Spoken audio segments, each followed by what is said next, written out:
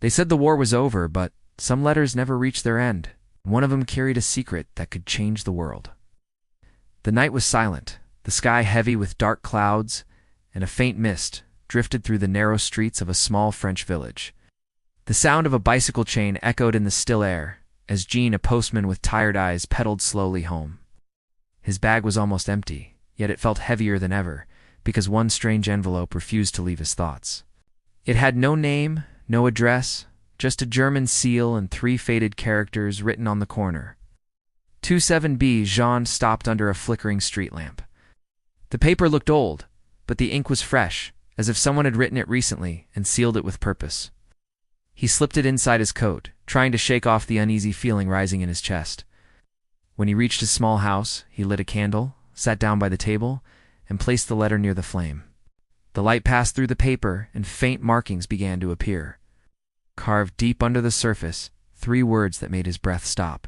He's alive. Jean's hands trembled. His brother Mark had died 3 years ago on the Berlin front.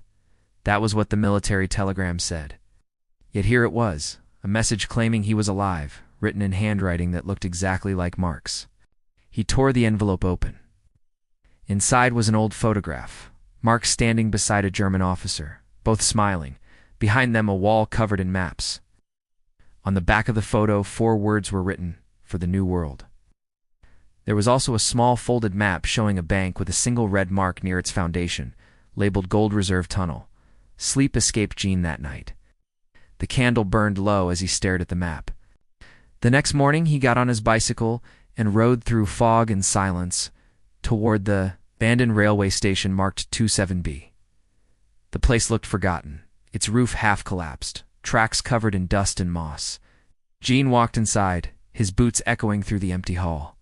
He searched through old lockers until his eyes fell upon the one marked 27B. It creaked open with a groan. Inside lay a small black ledger covered in dust, with the title Operation Mercury engraved on its cover. Jean flipped through its pages. Numbers, names, coded entries, and one line that froze his blood. Allied gold transfer, estimated value, 300 million francs. He read further. Notes about routes, vaults, and movements of gold between banks, all during the war. Operation Mercury, he whispered. The words felt heavy. It wasn't just about gold, it was about power. If this gold truly existed, whoever controlled it could shape the post-war economy. And Mark's signature was right there on the final page. Before Jean could think further, a cold voice echoed behind him. "You shouldn't have opened that, Monsieur Jean." He turned sharply. A man stood in the shadows, wearing a uniform but no flag, his face calm, his eyes sharp, a pistol in his hand. Jean stepped back slowly. The man spoke again. "Your brother understood something most soldiers never did. The war may end, but money never dies. Guns rust, but gold survives." Jean's pulse raced. "Who are you?" he asked. The man smiled faintly, "Someone who collects what history leaves behind." Jean threw the ledger at him and ran. Bullets cracked through the air. He jumped through a broken window, landed hard on stone, and rolled into darkness. His torch flickered to life, revealing the mouth of an old tunnel. He crawled inside, his breath loud in his ears, the walls damp and cold. Strange symbols covered the stones carved decades ago, currency marks, dollar, pound, franc, as if someone had written a warning. Money never dies. The map in his pocket matched the path ahead, leading toward the bank from the photo. He followed it, heart pounding, each step heavier than the last. After what felt like hours, he reached a massive steel door. It was covered in dust and rust, but words still shone faintly. "Trespassers will pay in blood." He hesitated, then looked again at the back of the photo. For small numbers were scratched into the paper. He entered them carefully. At the lock clicked, the door groaned open. A golden glow flooded the space beyond. Mountains of gold bars filled the vault. Crates marked with both Allied and German seals were stacked to the ceiling. In the middle of it all, standing in the glow of the torchlight, was Mark. Jean froze, unable to breathe. His brother turned slowly, his face older, harder, the warmth long gone. "You found it," he said quietly. "I was hoping you would." Jean's voice broke. "They told me you were dead." Mark smiled faintly. Death is only for those who have nothing left to trade. I had gold, and gold is life. Jean stared at him in disbelief. You worked with them, with the enemy. Mark shook his head slowly. No, I worked for the future. The world doesn't run on loyalty, it runs on money.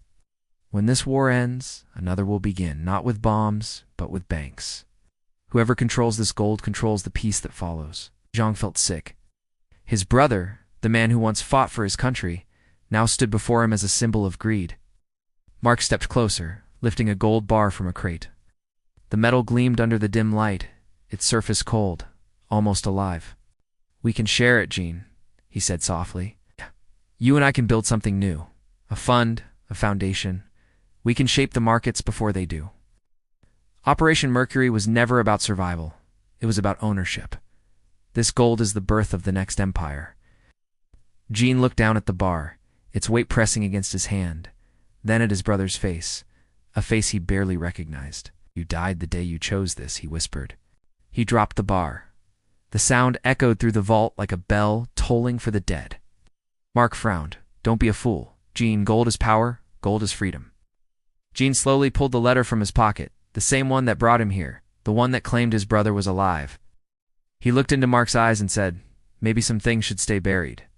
He struck the lighter, the flame caught the edge of the letter, and the fire spread like a living thing, crawling across the floor toward the leaking fuel pipes. The blast ripped through the tunnel, swallowing gold, greed, and guilt in one blinding moment. The next morning, Allied soldiers found the ruins. Smoke rose from the collapsed tunnels. Among the rubble, they discovered a half-burned envelope, its edges blackened, yet one line still visible beneath the ash. You finished what I couldn't? Emma soldier read it aloud and said quietly, maybe some debts can't be paid with money. Another replied, or maybe money was the reason they were owed in the first place. Months passed. The war ended. The nation celebrated peace. But peace has its own currency. In Paris, a new investment firm appeared, Mercury Trust Holdings. No one knew who owned it, but its profits rose faster than any in history. Some whispered it was funded by the same gold from Operation Mercury. Others said a man survived the blast, a man with a scar and a secret. Years later, a quiet postman delivered an envelope to the Mercury Trust headquarters. It was blank inside, nothing but one faint line written in pencil, gold never dies. They thought the war ended with guns, but the real war had just begun. One fought not on battlefields, but in banks. Subscribe to uncover the next secret from the shadows of history.